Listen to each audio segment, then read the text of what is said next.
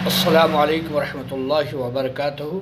इसको नासिख व मनसूख फ़िल अहादीस कहते हैं। रावी हुज़ैफ़ा रज़ियल्लाहु ताला अन्हु से रिवायत है कि मैंने रसूल पाक सल्लल्लाहु अलैहि वसल्लम को एक घड़े के पास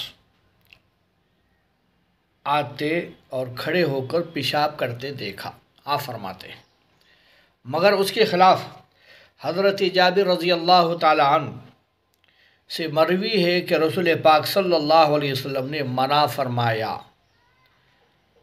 है कि कोई शख्स खड़े होकर पेशाब न करे। इसी वजह से मुहद्दिसीन की एक जमात ने दावा किया है कि पहली हदीस दूसरी हदीस से मनसूख है, मगर ये दावा कुछ सही मालूम नहीं होता, इसलिए कि हर हदीस की एक ख़ास वजह है।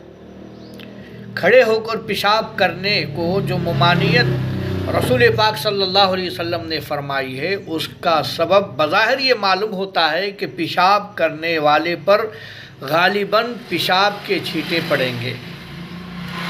हुज़ैफ़ा रज़ियल्लाहु ताला अन्हु की हदीस के तीन ख़ास वजह हो सकते हैं। अव्वल ये कि रसूल पाक सल्लल्लाहु अलैहि वसल्लम ने खड़े होकर पेशाब उस मर्ज़ की वजह से किया जिसके सबब से रसूल पाक सल्लल्लाहु अलैहि वसल्लम बैठ ना सकते थे।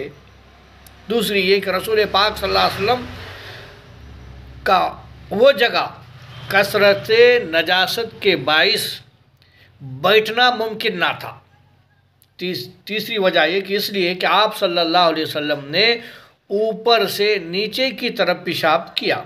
इससे साबित हुआ कि खड़े होकर पेशाब करना रसूल पाक सल्लल्लाहु अलैहि वसल्लम का हमेशा अमल नहीं था, बल्कि ज़रूरत थी उम्मत को सहूलत मिल सके। यह हदीस नासिख मनसूख फ़िल अहादीस है।